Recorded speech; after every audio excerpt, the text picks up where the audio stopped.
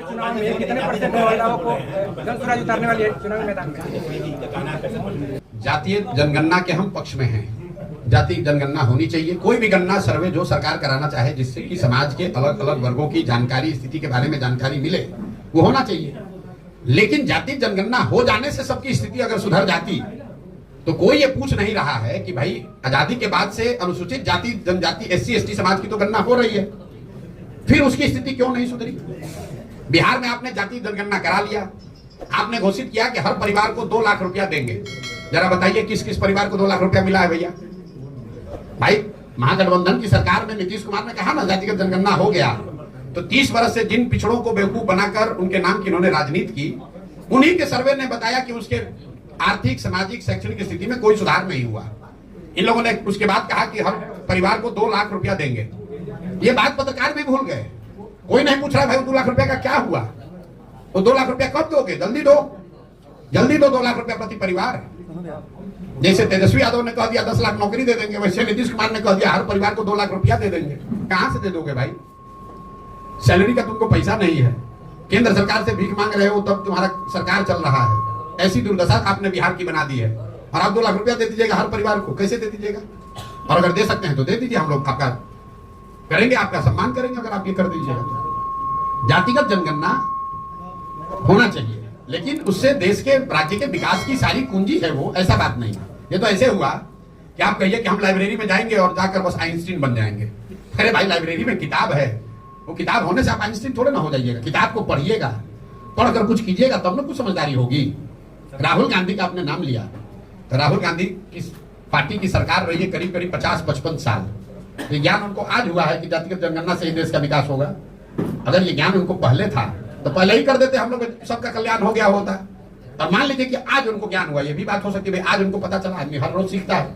तो अगर आज ज्ञान हुआ है तो छोड़िए देश का बात, कर्नाटक में, तेलंगाना में, हिमाचल में 3 जगह कांग्रेस की सरकार है, वहां पर तुरंत जातिगत जनगणना कराना चाहिए और कराकर कर्नाटक, तेलंगाना और हिमाचल की गरीबी को दूर कर देना चाहिए। पूरा देश नतमस्तक होकर राहुल गांधी को मान लेगा कि ये भगवान के भेजे हुए नए दूत हैं। इनके पास वो कुंजी है, वो तरीका है कि भाई जातिगत जनगणना होगा, गरीबी खत्म हो जाएगा खटाखट। कल आपने कहा था कि 40 सीटों पर मुस्लिम कैंडिडेट उतारिएगा। अगर 40 सीटों पर आरजेडी अगर कैंडिडेट उतारती है मुस्लिम, तो आप क्या करेंगे? मेरे भाई, मैंने कोई मुसलमानों के नजरिए से नहीं कहा है। जो जनसुराज का फॉर्मूला है, जनसुराज सिर्फ काबिल आदमी को चुनाव लड़ाएगा। हमारे लिए काबिलियत पैमाना है, लेकिन हर समाज में चुनाव तो 243 आदमी लड़ेगा और बिहार में काबिल तो लाखों लोग हैं। तो उसमें से किस समाज के कितने काबिल लोगों को लिया जाए, उसके लिए यह फॉर्मूला बनाया गया कि जिस समाज के लोगों की जितनी संख्या है उसको उतनी भागीदारी, उस समाज के उतने काबिल लोगों को भागीदारी मिल जाएगी। उस हिसाब से मुसलमानों की आबादी अगर 18% है तो करीब करीब 40 सीट पर काबिल मुसलमान आदमी लड़ना चाहिए। हमने आरजेडी को लेकर दूसरी बात कही, हमने ये कहा कि 30 वर्ष से जिस समाज के वोट से ये अपना लालटेन जला रहे हैं, जिस समाज के ये हिमायती बनने की कोशिश कर रहे हैं, दावा करते हैं, उसके लिए उन्होंने किया कुछ नहीं। लेकिन अब चलो तुमको चुनौती देते हैं, तुम बता दो कि जो 40 सीट दोगे तो हम वहां पर छोड़ देंगे, हम मुस्लिम वहां पर उम्मीदवार नहीं देंगे, वहां हम हिंदू लड़ा लेंगे, कोई बात नहीं, क्योंकि हमारे पास तो हर समाज का काबिल आदमी है। लेकिन इनका दम नहीं है। हमने कहा अगर वो चुनौती स्वीकार कर ले तो पहले देकर दिखाएं। भैया जहां सबसे ज्यादा मुसलमान होता है वहां जाकर खुद चुनाव लड़ते हैं ये लोग। इनके भाई जहां चुनाव लड़े थे, जरा जाकर देखिए उस क्षेत्र में कितने मुसलमान, जो जितना बड़ा नेता है आरजेडी का, वो खोजता है यहाँ मुसलमान कितना है ताकि हमको मुफ्त का वोट मिल जाए। इसलिए ये चुनौती दी है और अगर चुनौती स्वीकार करेंगे तो हम मान भी लेंगे। कटिहार एक जिला है, आपने सुना होगा, कटिहार में 47% मुसलमान है, वहां आरजेडी ने एक भी मुसलमान को टिकट कभी नहीं दिया है। ये तो मुसलमानों को बेवकूफ बनाते हैं। जहां मुसलमानों की आबादी है वहां पर उसको टिकट नहीं देंगे, जहां मुसलमानों की आबादी नहीं होगी वहां टिकट दे देगा, हार जाएगा, और जहां मुसलमानों की आबादी होगी वहां खुद चुनाव लड़ते हैं।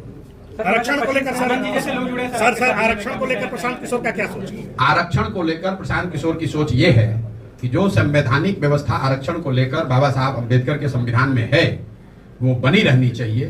कुछ लोगों का ये कहना है कि संविधान में तो इसका प्रोविजन 10-20 साल के लिए किया गया था, इसको इतना लंबा क्यों चलाया जा रहा है? तो संविधान में ये व्यवस्था 10-20 साल के लिए इसलिए की गई थी कि जब 10-20 साल में समाज के वो वर्ग सामान्य वर्गों के बराबर आ जाएंगे, लेकिन वो किसी वजह से नहीं आए। तो आरक्षण की व्यवस्था तब तक चलनी चाहिए जब तक जिन वर्गों को आरक्षण का लाभ मिल रहा है वो सामान्य वर्गों के बराबर आर्थिक, सामाजिक, शैक्षणिक नजरिए से उनके बराबर ना हो जाए। मान लीजिए कि गरीबी हटाओ कार्यक्रम शुरू किया गया 1980 में, तो अगर गरीबी 5 वर्ष में 10 वर्ष में नहीं हटी तो क्या गरीबी हटाने का कार्यक्रम बंद कर दिया जाएगा? आपको रोग है, आपको डॉक्टर ने दवा दी कि आप 2 महीना खाइए, ठीक हो जाइएगा, लेकिन अगर 2 महीना में रोग ठीक नहीं होगा तो दवा खाना छोड़ दीजिएगा, तब तो गड़बड़ हो जाएगा ना।